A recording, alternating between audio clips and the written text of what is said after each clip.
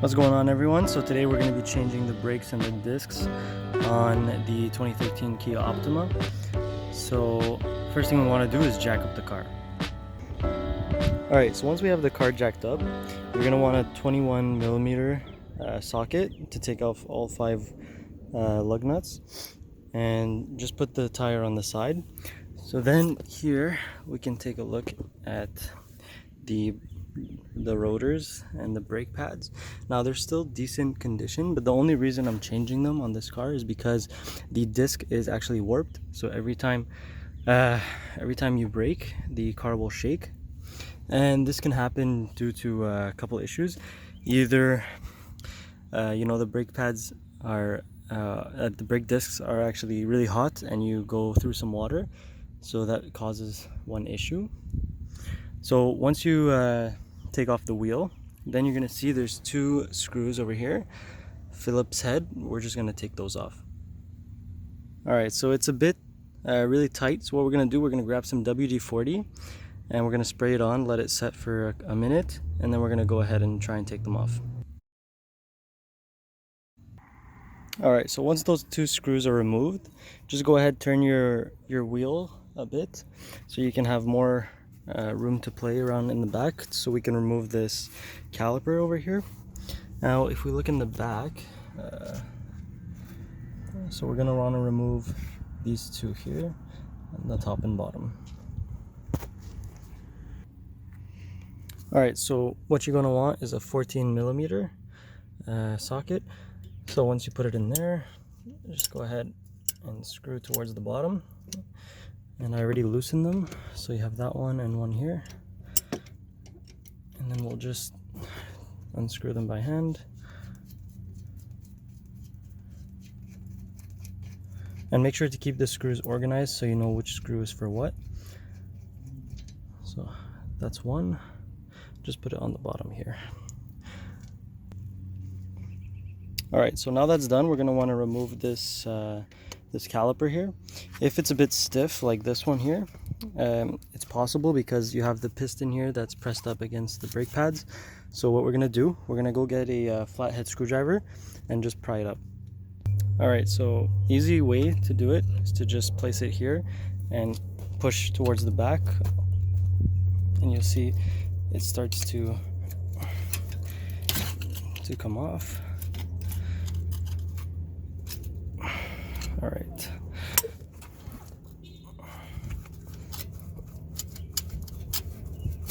So just, all right. So just keep wiggling it and then it'll come off. So that's good. All right. So an important thing is to not let it hang. Why? Because it's a very fragile wire. Tube over here, so you don't want that to break. And if you see inside, the piston is activated, so we're going to want to push it back. In just a couple seconds I'll show you how. Alright guys, so an easy way to do this, to push the piston back, is to just grab one of the old brake pads right here on the bottom and use this tool. If you don't have this tool, just a C-clamp will work just the same. So you see I set it up like this. Then what you're going to do is just tighten it. You're going to keep turning this until the piston goes all the way back flat. Alright, so just like that I finished turning it, and you can see now it's fully flush back in its little hole here. So once that's done, the next step we're going to do is take this off, and then we can remove the disc and start installing our new parts. Alright, so what you're going to want is a 17mm to remove the screw back there and right there at the back, this one there, and that will remove this bracket over here, which will allow us to remove the disc. So what I'm going to do is just get rid of those 2 screws and then pull this part off, and then we'll come back to remove the disc. Okay, so because this is in a tough spot, this one here, what I found was to remove the bottom one like this. It's just a 19mm bolt. Use a ratchet on the other side to hold it, so you'll be able to remove it, or else it'll just spin. And once you have that done, you're going to want to use one of these swivel extensions, and then just go ahead and continue to loosen it, and it should come right off.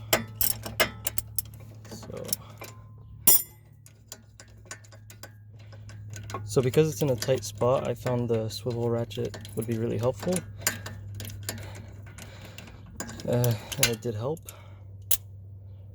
to remove this one here. So once you have that removed, then we can remove this, clean it up, and then we can remove the disc.